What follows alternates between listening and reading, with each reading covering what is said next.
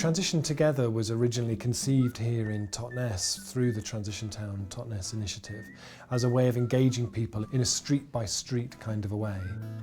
So a group usually starts by somebody coming into the office or ringing us up and saying they're interested in starting up a group in their neighbourhood. And they are the ones who then actually go and recruit all their neighbours. So that is something that's a bit different about our project. We don't go out and knock on people's doors. They're the one who does it. So they usually get together between about 6 and 10 of their neighbours, and they then go through 7 sessions. So they have 7 meetings together. The first one we facilitate. We send somebody along just to help them get off on the right track and to set a schedule of when they're going to be meeting again.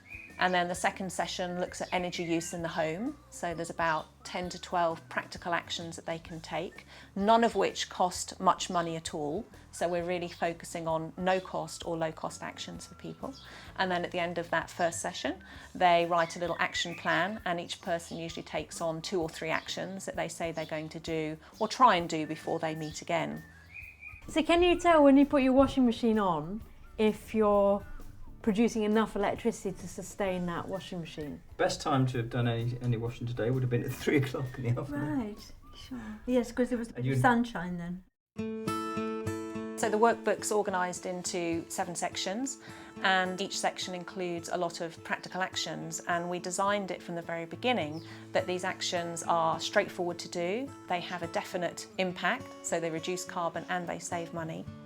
The Transition Together workbook was designed really to be very, very accessible, colourful, bold, inviting, chatty, conversational, something that a group can sit down without needing someone to go through it with them every single session. It was very much designed so that each step felt achievable, but then when all added up together, it really made quite a meaningful impact on people's consumption.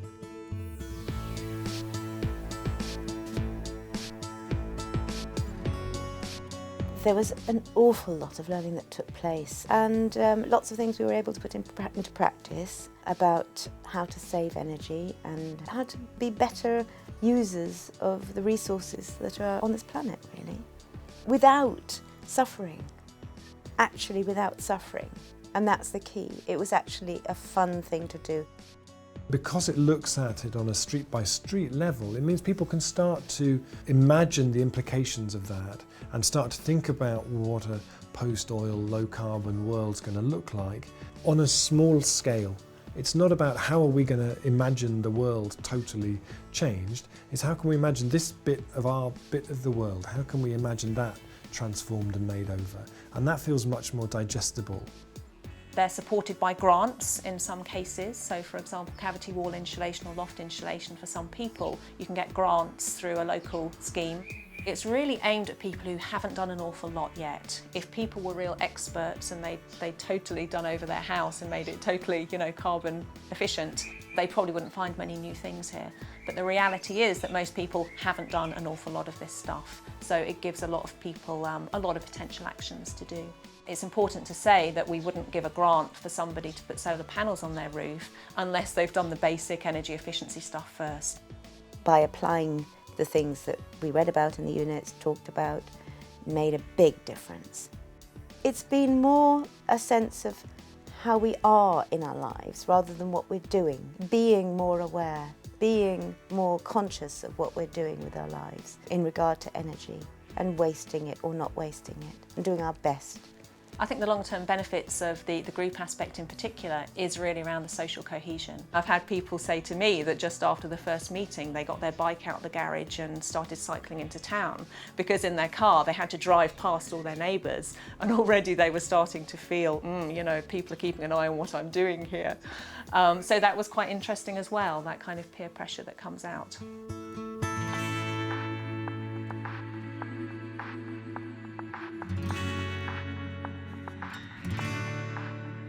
You see that creativity spark and people start looking at each other's gardens in different ways and looking at each other's rooftops as having great potential. And I think probably in the long run, that's the change that will stick. It's what society needs, what we all need, is to live in a safe world. And I think this is a start for it.